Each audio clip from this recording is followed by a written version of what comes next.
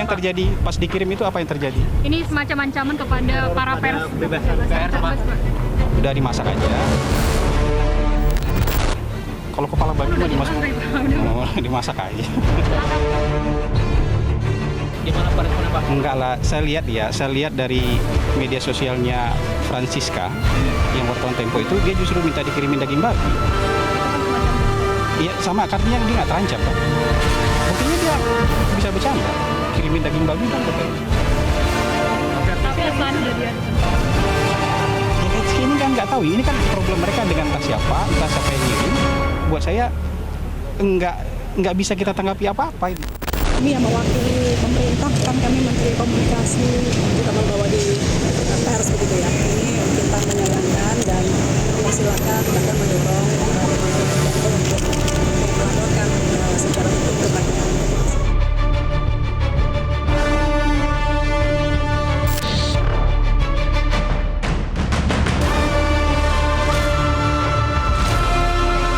dan ditujukan kepada jurnalis Tempo. Terkait peristiwa tersebut, Dewan Pers menyatakan sebagai berikut. Yang pertama, tindakan tersebut merupakan bentuk nyata teror dan ancaman terhadap independensi serta kemerdekaan pers. Peristiwa media Tempo, saya menyampaikan kepada Kabareskrim untuk melaksanakan penyelidikan lanjut. Saya kira kita semua tentunya akan memberikan pelayanan terbaik untuk bisa menjalani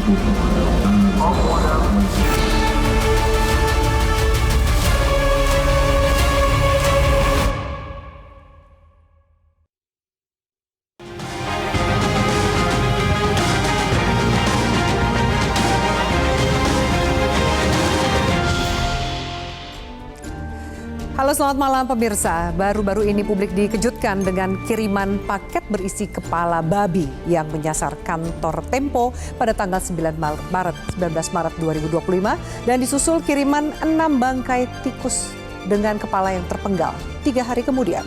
Pesan gelap ini mengancam dan mengintimidasi pers dalam menjalankan profesinya untuk berbicara dan juga mengungkap kebenaran. Ketika jurnalis hidup dalam bayang-bayang teror, apakah ini tanda demokrasi tengah juga digerogoti? Bersama saya Afiani Malik, inilah top isu pada malam hari ini, teror kepala babi dan bangkai tikus.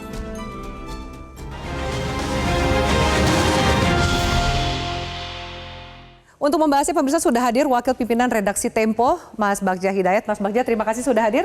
Terima kasih, Afi. Dan kemudian hadir juga bersama saya Ketua Dewan Pers, Mbak Nini Rahayu. Mbak Nini, terima kasih sudah hadir. Terima kasih juga. Dan kami juga hadirkan pakar komunikasi, Bang Ege Effendi Ghazali. Bang Ege, terima kasih sudah hadir. Selamat malam. Selamat malam. Dan kemudian kami juga sudah mencoba mengundang beberapa narasumber, termasuk perwakilan dari Presiden Communication Office atau kantor PCO, dan juga beberapa anggota DPR dari Komisi 1 dan Komisi 3. Namun tidak ada satupun narasumber dari yang mewakili instansi tersebut bersedia hadir untuk diskusi pada malam hari ini. Saya akan langsung ke Mas Bagja. Mas Bagja, kita urai sedikit, bisa mengklarifikasi banyak hal, terutama kronologi. Jadi sebenarnya Anda bisa ceritakan awalnya mula teror ini seperti apa? Apakah kiriman paket pertama, yaitu kepala babi tanpa telinga itu, sudah ada pesan khusus sebelum paket itu dikirimkan? Iya, tidak ada. Kami bekerja seperti biasa sebelum tanggal 19.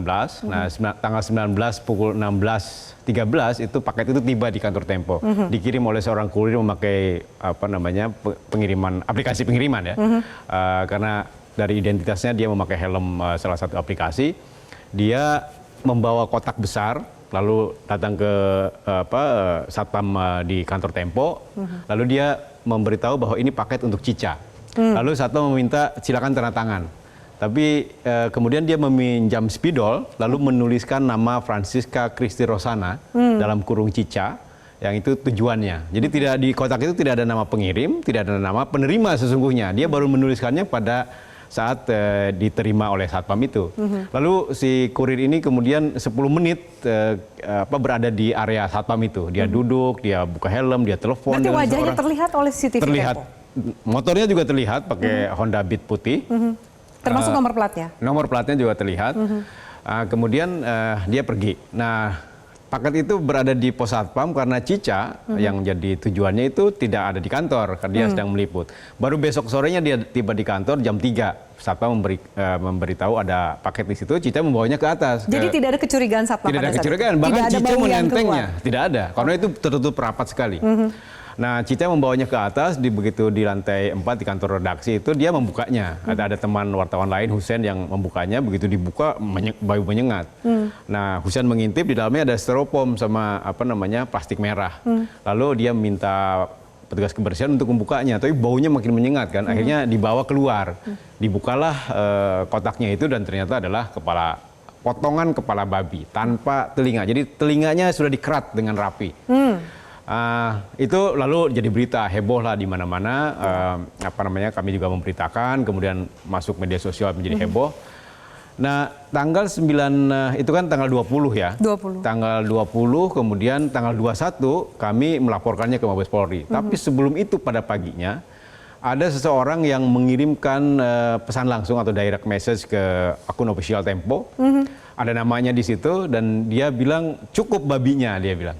Dia tanya? Dia tanya, cukup babinya. Identitasnya berarti jelas? Atau akun Jelas. telur, akun bodong? Enggak, bisa dicek ada profilnya? akunnya, begitu dicek ada akunnya, tapi fotonya tidak ada ya, orang memakai topeng gitu. Nah, cukup babinya, dia bilang ini gara-gara kalian tidak mau mendengar. Dengan ini teror akan berlanjut, dia bilang, sampai kantor kalian mampus. Lalu sampai pesan itu bagaimana respon Cica dan juga teman-teman itu? Iya, kita pikir ya ini orang iseng mungkin, ya kan. Tapi sampai saya adminnya memforward itu ke grup kami di internal itu ya nggak ada yang nanggepin karena ya itu begitu dicek ini juga akun kelihatannya sih akun pseudonym ya, gitu ya. akun bodong gitu. Walaupun postingnya sudah banyak gitu. Nah, tidak ada kecurigaan bahwa ini berkaitan intimidasi. Ya. Dan berkaitan terutama. Ternyata tanggal 21 dia kirim pesan, tanggal 22 pagi jam 2.11 menit itu ada lemparan kotak berisi bangkai tikus. Dan bangkai tikusnya tidak hanya 1 tapi 6. Dengan kepala yang dipotong juga dengan rapi. Dibungkus kertas kado mawar merah. 6 tikusnya itu ditumpuk begitu rupa ya sehingga dan kelihatan tikusnya baru ditangkap ketika dipotong gitu karena masih basah mungkin dari got mana gitu dan itu dilempar dari luar kantor Tempo jam 2 dari rekaman CCTV jam 2.11 waktu Indonesia Barat. Pelakunya berapa orang yang melempar dari kantor Tempo dari CCTV? Kelihatannya 1 orang. Kelihatannya, tapi itu tidak terlalu jelas karena dia kelihatannya tahu di mana posisi CCTV. Sehingga hanya terdengar suara, ada melintas orang, terdengar suaranya ngedebuk gitu. Jadi dia menimpa kap mobil, lalu jatuh ke tanah. Nah jatuh ke tanah baru jam 8 pagi petugas kebersihan melihatnya, mendapatkannya. Dia menyangka itu mie instan. Mengapa? Karena ini lagi puasa ya, kiriman parcel gitu? Ya, kiriman parcel bagi-bagi di kantor banyak sekali kotak mie instan. Dia pikir ini tercecer, begitu dibuka itu isinya tikus. Nah kemudian dia melapor ke satpam, lalu ya ada prosedur gitu dan dibuka isinya, isinya 6 tikus yang sudah terpenggal. Dan apa artinya 6? Ya. Ini yang bikin kami jeri, kami ngeri, kami takut. Jadi Tempo takut dan ngeri. Melihat ini bukan suatu bercandaan. Afi, ini dia mengirimkan potongan organ makhluk hidup. Apapun itu, babi dan tikus adalah makhluk hidup. Dia pernah hidup, dia dipotong kepalanya, dikirimkan kepada kami. Untuk memberi pesan ya. Untuk memberi pesan. Apapun itu bikin takut. Apapun pesannya ya. Apalagi ini hewan yang menjadi simbol kerakusan, kebobrokan, babi dan tikus kan. Ya. Tikus sering diasosiasikan dengan kotor. Babi juga begitu, tikus hewan pengerat, lambang korupsi bahkan. Ya. Itu dikirimkan kepada kami dengan kepala terpenggal dan jumlahnya 6. Tidak hanya 1. 1 itu untuk Cica kan, walaupun tidak bernama baru dituliskan, tapi yang tikus adalah 6. Anda membaca 6 ini artinya 6 apa, Mas? itu jumlah host podcast Bocor Alus. Bocor Alus itu salah satu program di Tempo di YouTube dan itu jumlahnya 6 orang ganti-gantian gitu. Cica salah satu dan satu-satunya perempuan di 6 host itu yang menjadi host bocor halus. Mas, kenapa awal kepala babi tanpa telinga itu dikirimnya untuk Cica? Apakah karena dia perempuan atau ada pertimbangan bacaan yang menakutkan, hal lain yang menakutkan. Mengapa? Satu, karena Cica seorang perempuan dan dia seorang penganut Nasrani. Babi tentu saja makanan yang tidak bisa Cica boleh dikonsumsi. Iya, boleh mengkonsumsinya. Artinya apa? Cica menjadi minoritas di situ. Dan itu menjadi mengerikan karena ancamannya sangat kirimannya sangat spesifik. Ya kan? Kenapa bukan 6 yang lain? Kenapa bukan 5 yang lain maksudnya? Laki-laki yang lain gitu yang mendapatkan kiriman, tapi Cica. Artinya ini sangat spesifik ditujukan kepada dia, dan dari 6 itu ya harus diakui Cica paling populer. Mungkin karena satu-satunya perempuan, mungkin dan dia sering sekali memimpin liputan yang sensitif. Ya. Misalnya keluarga Pak Jokowi waktu pencalonan anaknya itu, kemudian Cica juga banyak meliput isu-isu politik yang sensitif, terutama keluarga Pak Jokowi. Oke, tahu dari mana bahwa ini urusannya adalah pemberitaan berkaitan dengan profesi Cica, bukan urusan personal Cica? Kalau personal mungkin dikirim ke rumah kali ya, bukan ke kantor. Artinya pengirimnya tahu bahwa satu, dikirim ke Cica yang populer, kedua perempuan, ketiga dikirimnya ke kantor, artinya dia ingin punya dampak kan, sehingga diketahui. Kalau dikirimnya ke kos-kosannya mungkin atau ke rumahnya, kan wartawan harus datang ke sana membuktikan. Kita tidak bisa percaya meskipun Cica lapor bahwa ada kiriman babi misalnya, ya kita harus datang ke sana. Tapi dengan dikirim ke kantor Tempo, kantor berita, itu dampaknya bisa segera. Karena dengan tanggal tanggal 20 gitu, pukul 6 itu pukul 16 dibuka, sorenya kan langsung beritanya langsung menyeruak di mana-mana. Oke. Lalu kemudian seperti apa rekan-rekan Tempo menanggapi? Apakah menurut rekan-rekan Tempo, dan juga nanti kita akan bahas dengan narasumber lain, pelaku dari teror pertama adalah pelaku yang sama dengan kiriman paket teror kedua? Kami lanjutkan pemirsa, usai jeda, tetaplah bersama kami.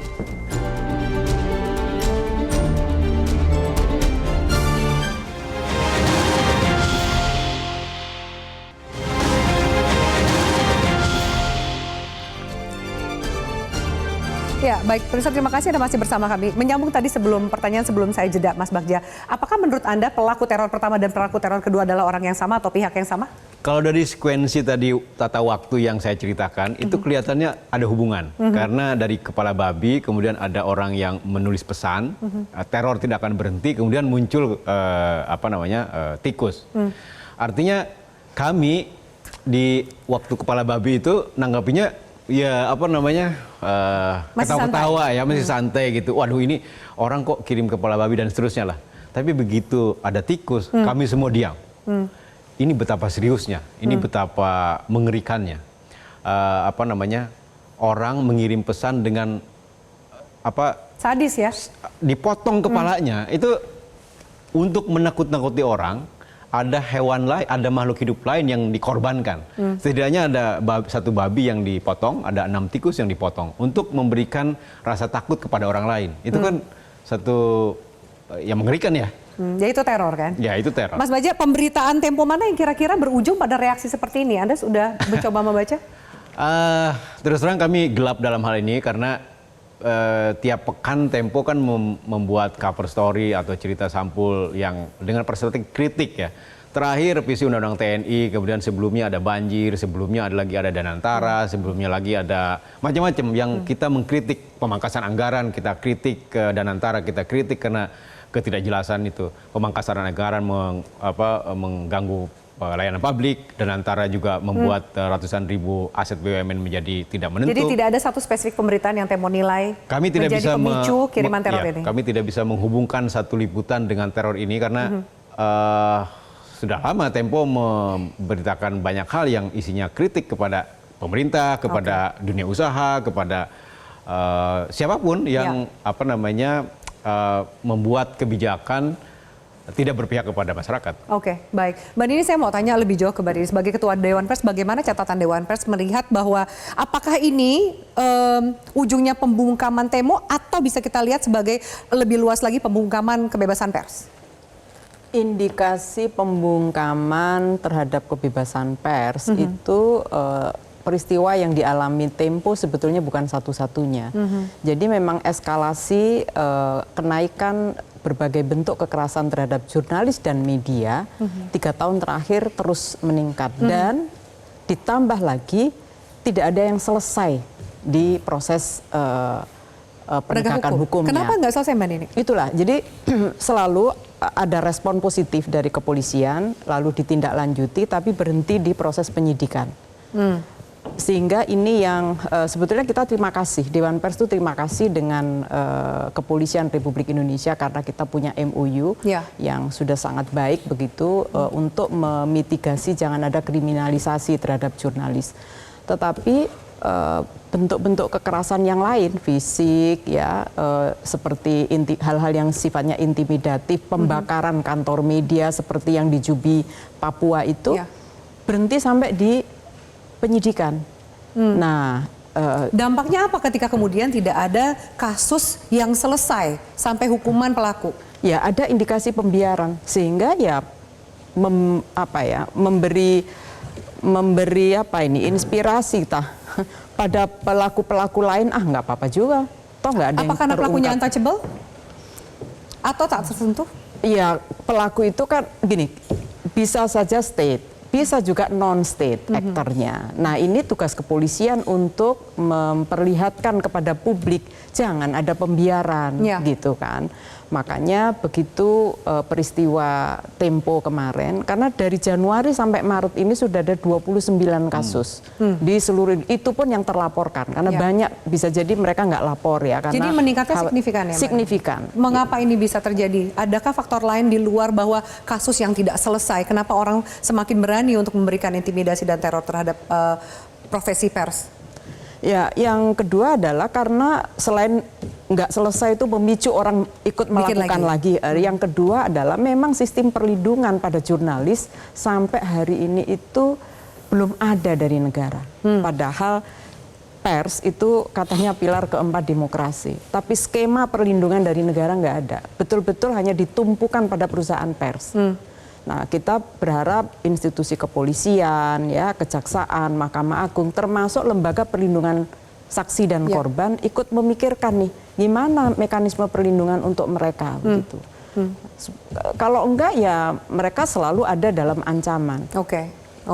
Bang Ege, bagaimana Bang Ege melihat kalau tadi detail sekali Mas Bagja menjelaskan paket pertama datang, ada pesan, paket kedua, bahkan ada ancaman di media sosial sampai kantornya mampus gitu. Bagaimana membaca ini Bang Ege? Ya, yang pertama ini tidak bisa lagi dianggap ngeri-ngeri sedap gitu ya. Ini sudah ngeri-ngeri yang... Ini udah nggak ada sedapnya nggak ada nih? sedapnya sama sekali. Teror ini teror. Langsung arahnya kan teror. Karena coba Anda bayangkan kalau mengirim kepala babi gitu ya, kebetulan ini hewan unik, tadi ada soal kotor, tapi misalnya bisa dikaitkan dengan orang yang bisa memakannya, kan kalau bukan teror kirim bipang lah gitu ya, yang pernah dipromosikan oleh keluarga istana atau apa gitu. Nah, tapi jelas teror gitu ya. Dan yang saya sebut tidak ngeri-ngeri sedap itu karena semua orang seakan-akan ngeri kan untuk bicara nih. Ya kalau ini ngeri benar-benar takut karena jumlahnya 6, itu terpotong makhluk hidup yang terpotong. Ada orang yang nggak mau datang, mungkin nggak mau ngomong karena nanti malah isunya sensitif sekali gitu ya. Tapi kalimatnya semua mengutuk. Coba aja, mengutuk. Nah, kata kuncinya kan nanti di Barreskrim. Terima kasih kan Pak Prabowo sudah sebagai presiden sudah menjawabnya, Pak Kapolri sudah, nih Pak Barreskrim kita, Pak Wahyu Widada yang jenderal baik ini, mudah-mudahan ini dikejar segera menemukan. Dari sekian baca catatan, Anda yakin bahwa yang ini kali ini akan tuntas atau tidak, atau akan berujung pada kasus-kasus yang akan terungkap? Harus tuntas. Karena ini mudah. Tadi ya CCTV-nya ada, terus ada kelanjutannya. Kalau sampai mampus gitu kan kelanjutannya. Walaupun di sisi lain, itu saya mau mengatakan untuk low konteksnya dia hebat nih. Jadi low konteks ya, babi ini identik dengan ini cica gitu ya. Terus kemudian 6 ini dipotong identik dengan bocor halus ya, 6 presenternya atau membawa acaranya, dan itu dia hebat. Ada lagi mawar merah ya, ya itu nanti kita artikan sendirilah. Tapi pada bagian lain kita tahu misalnya ini saya mengatakan ini bukan terus terang seperti yang Bapak bilang terus terang kata Bagja, bukan, ini terus gelap ini.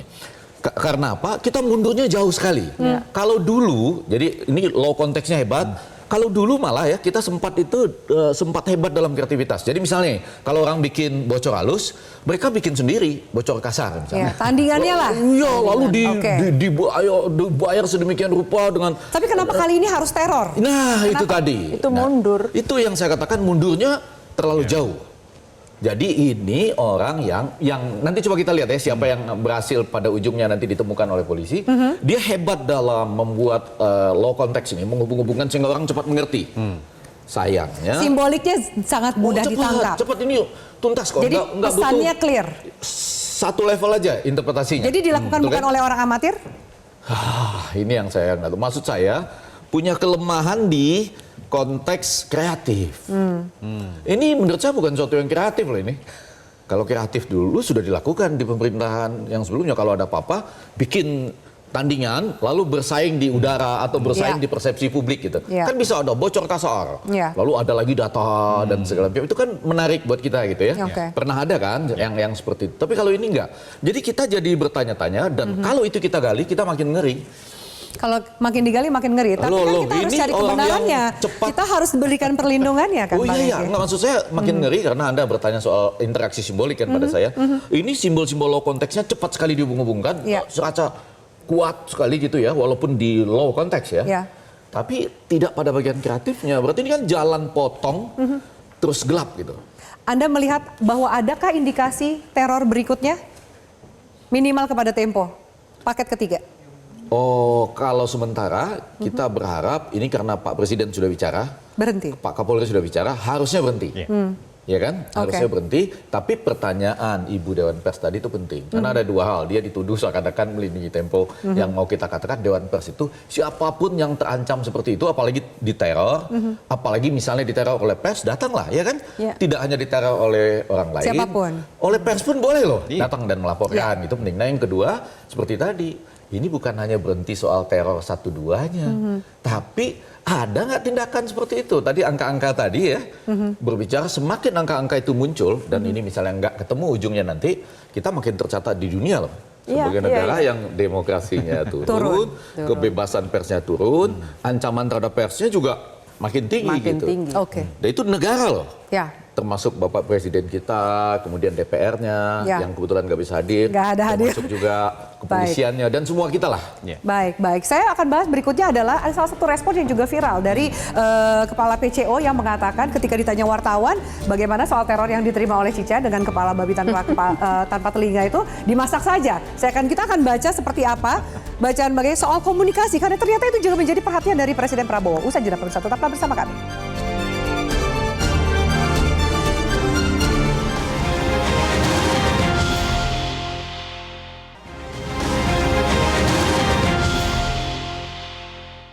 Apa yang terjadi pas dikirim itu apa yang terjadi? Ini semacam ancaman kepada para pers. Bebasan pers, Pak.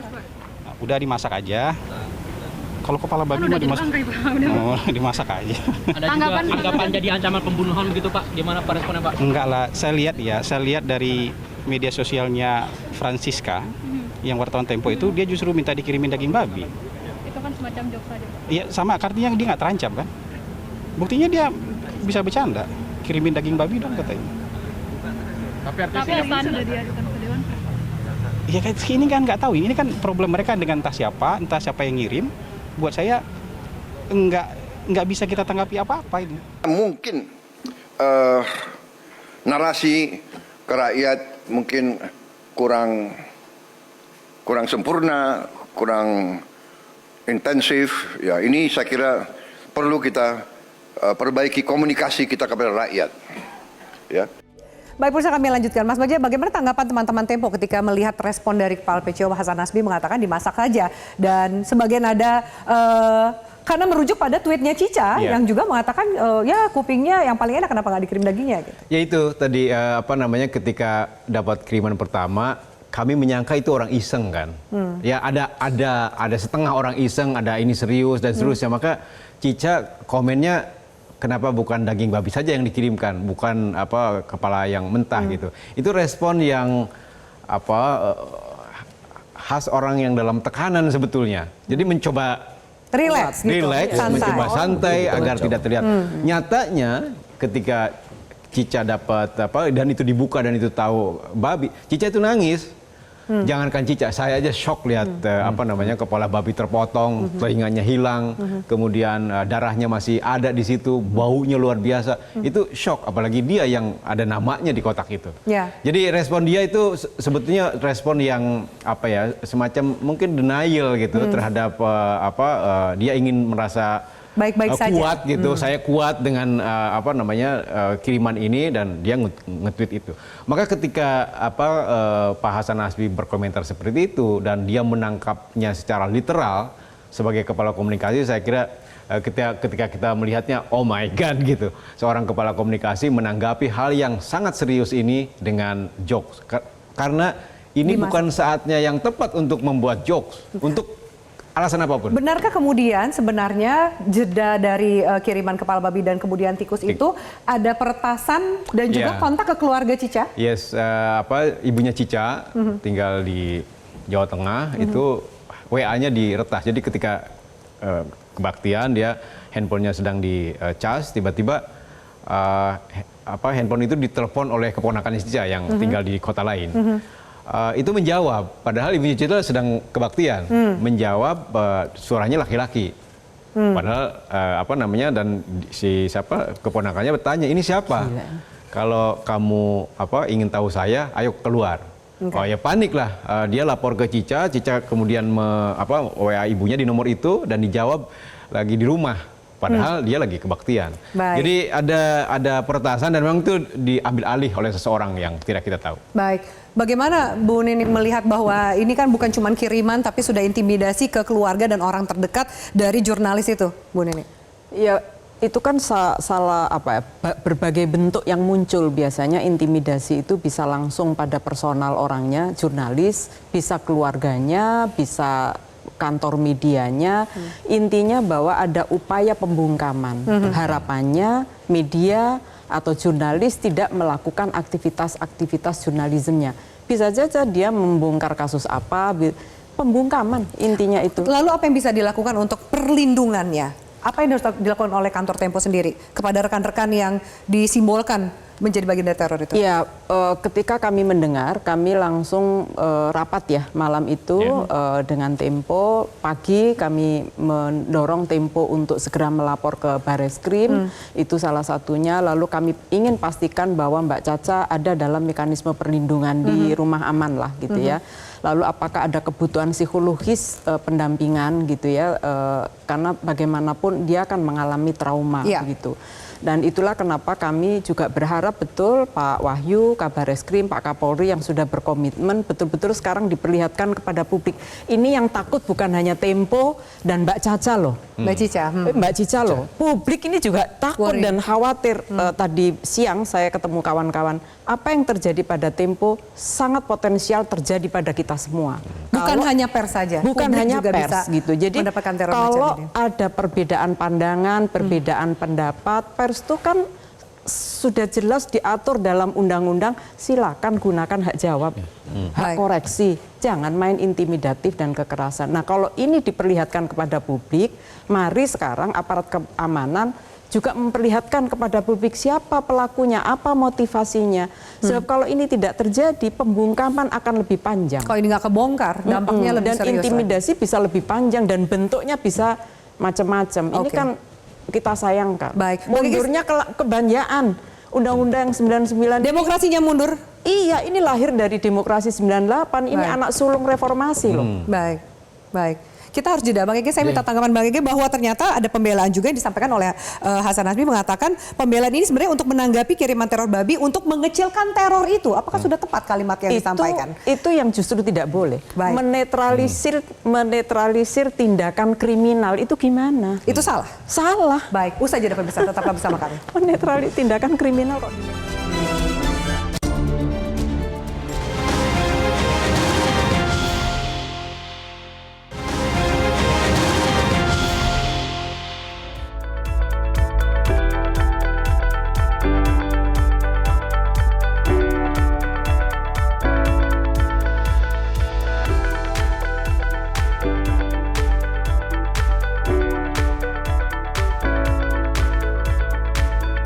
Bang Ege, bagaimana Anda melihat cara komunikasi dari Hasan Masieh sebagai Kepala PCO kalau dikatakan bahwa kenapa responnya dimasak aja justru untuk mengecilkan teror itu? Toh Cica baik-baik saja. Ya harusnya teman-teman ya PCO ya, Presiden Communication Office ada di sini. Mereka kita kenal, sebagian teman-teman juga ilmunya juga luar biasa barangkali. Tapi ini mungkin salah konteks ya. Saya mau membatasi di situ dengan cara mengatakan gini. Ada dua hal yang penting. Yang pertama tadi menyatakan dimasak saja. Mohon maaf nih, saya karena mainnya low konteks, saya low konteks saja. Yaitu kan memasak babi yang sudah jadi bangkai dan menyengat itu membutuhkan ilmu yang luar biasa, yang nggak orang biasa boleh punya. lah ya sebenarnya. Dalam konteks low konteks ya, kalau kita mau bicara adu-adu low konteks nih. Lalu yang kedua yang agak penting, nggak bisa menyatakan bahwa memang tujuannya adalah kita meminimalisasi ketakutan yang dimunculkan oleh teror. Karena teror, orang melakukan teror membutuhkan orang takut di mana-mana. Karena itu misalnya kirim aja babi dan kemudian dimasak saja. Bukan itu intinya. Saya yakin bahwa Cica itu kalaupun ingin menunjukkan sebuah perlawanan dengan kalimat tertentu, dalam hatinya juga takut. Dalam hatinya seperti yang sedih. disampaikan Mas Baca bahwa dia Kita juga semua aja nangis. sedih, apalagi dia yang ditujui. Nah yang kedua yang agak penting lagi kemudian harusnya teror seperti ini ya yang ditujukan itu kalau mau kita kecilkan artinya kita bisa mengatakan sesuai, kita kutip aja Bapak Presiden ya dengan mengatakan bahwa sesuai kata Bapak Presiden, Cica tenang saja kami bersama Anda. Itu lebih pendek tapi lebih langsung. Tapi nggak ada statement apapun yang memperbaiki situasi dari pihak pemerintah loh, Bang. Sekarang kita masuk ke sini. Saya mau mengatakan gini, tadi low konteksnya hebat luar biasa. Yang kita takutkan adalah masuknya ke wilayah publik. Saya mencatat bahwa pers-pers yang agak kritis sudah mulai kurang, tinggal beberapa saja dan ini yang sedang dituju. Justru yang lebih banyak kritis itu media-media sosial. Ada influencer yang juga mengkritik? Iya, dan itu nanti bisa masuk ke sini ketika dia berbalik ke publik, sebagaimana tadi yang disinggung oleh teman-teman kita semua lah, civil society ya. Ada lagi rancangan undang-undang lain dan sebagainya. Tapi di ujungnya yang saya mau sampaikan, kita menunggu tadi ya, sudah disebut Bapak Kapolri, Bapak Jenderal Wahyu Widada dan semuanya ya. Kalau itu sampai ada, tapi lebih penting daripada itu, saya cuma mau mengatakan gini, ketika Anda hebat di low konteks ini, ketika Anda tidak punya upaya kreatif, ini nanti susah loh. Coba, Anda mau jawab apa coba? Susah. Anda mau mengatasi, maksud saya gini loh, baik kantor kepresidenan, ataukah Bapak Kapolri, ataukah Humasnya Polri, ataukah Humasnya Presiden, atau Humas Menteri apapun, nanti menjawab ini bagaimana? Ini udah ditagih dan diawasi semua mata. Jadi saya bilang, kalau Anda miskin di proses kreatif, saya nggak pernah mengincar pekerjaan siapapun ya, apa PCO atau apa, saya niatnya nggak pernah gitu. Tapi ini kalau Anda nggak kreatif di sini, susah loh ini, coba bayangkan, nanti jawabannya apa coba? Coba ini jawabannya apa? Kan orang menunggu sampai ini ditemukan kan siapa pelakunya. Lalu Anda menjelaskannya itu bagaimana coba? Apa minimal yang bisa disampaikan harusnya bisa. Bersikapnya seperti apa? Pemerintah, PCO, saya sekali lagi saya katakan mungkin salah konteks. Kalau ingin mengatakan supaya yang melakukan teror tidak lagi bisa berbahagia karena orang nggak takut. Misal itu kan tujuan secara keilmuan. Tenang Cica, kami bersama Anda. Presiden sudah menyatakan demikian. Itu kan relatif lebih pendek, tapi ingin menunjukkan kita akan kejar yang melakukan itu gitu. Dan itu tidak boleh dilakukan dalam konteks Indonesia kan ingin dibangkitkan di dunia oleh Pak Prabowo sebagai negara yang makin demokratis, ekonominya baik dan melindungi kebebasan pers. Jadi pembuktian keseriusan dan juga empatinya adalah pengusutan kasus ini, Mbak Nini. Ya, kasus ini sejauh mana bisa dibuka karena semua publik menanyakan. Saya itu yang saya takutkan. Takut dia akan masuk ke wilayah publik, tapi lebih penting daripada itu proses kreatif apa yang bisa menutup ini, kalimat apa. Jadi Anda lihat nggak ada proses yang bisa menutup ini, tinggal buktinya aja. Harapan Tempo juga seperti itu. Bahkan ketika ada buktinya, Anda menyatakan apa terhadap bukti itu coba? Mau bilang apa coba? Mau bilang apa? Apa sih yang Anda khawatirkan kalau kemudian ini terungkap? Iya, nggak bisa. Anda nggak bisa menemukan proses kreatif untuk menjawab itu. Terbata-bata dan kemudian ini fakta sudah terjadi. Baik, terakhir sejauh mana Dewan Pers akan mengawal ini sampai tuntas, Mbak Nini? Ya, kami akan terus melakukan pengawalan karena tadi siang kami juga dapat kabar jurnalis di NTT juga meninggal. Artinya ini terus beruntun nih aktivitas-aktivitas upaya pembungkaman dan kami bekerja bersama dengan kawan-kawan jurnalis dan media, terutama Komisi Keselamatan Jurnalis dan meminta kepada Kapolri untuk sungguh-sungguh segera membuka seterbuka-bukanya ya kepada publik. Ini publik menunggu. Publik betul-betul menunggu dan bukan hanya insan pers yang menunggu ini, tapi masyarakat menunggu. Jadi jika tidak terbuka dampaknya apa, Bu? Kekhawatiran, Untuk dunia pers ketakutan itu akan terus berlanjut. Oke. Ya. Baik. Tapi gini, selaku Ketua Dewan Pers saya ingin mengajak kawan-kawan jurnalis tidak usah takut. Ayo tetap bekerja secara profesional. Oke, baik. Terakhir dari Mas Bagja, singkat saja. Ya, secara internal kami juga sudah mencoba menelusurinya untuk mengetahui siapa pengirim dan motifnya. Kami sudah tahu beberapa clue, tapi karena ini sudah masuk pro justisia, kita tunggu polisi yang sedang mengusut kasus ini. Semoga bisa mengungkap pengirimnya, mengungkap dalangnya, dan terutama motifnya. Kami menemukan beberapa titik jelas, titik terang, misalnya titiknya di titik pengirimannya dari sekitar Monas, kemudian dari dua pelakunya dan seterusnya yang itu bisa menjadi clue tambahan bagi polisi untuk mengungkap kasus ini. Oke, Mas Bagja, terima kasih kita kalau bersama. Terima kasih Bang Ege Bu Nini atas waktunya dan juga pemirsa terima kasih atas atensi Anda. Ketika kepala babi dan bangkai tikus dikirimkan sebagai pesan bisu, besok bisa saja kebebasan terkikis tanpa temu. Bila mana ancaman dibiarkan, keberanian bisa saja tertekan. Aparat harus bergerak, keadilan harus tegak. Sebab jika pers dibungkam, demokrasi karam, kebenaran tenggelam. Demokrasi kita mati perlahan. Saya Afiani Malik undur diri. Selamat malam. Sampai jumpa.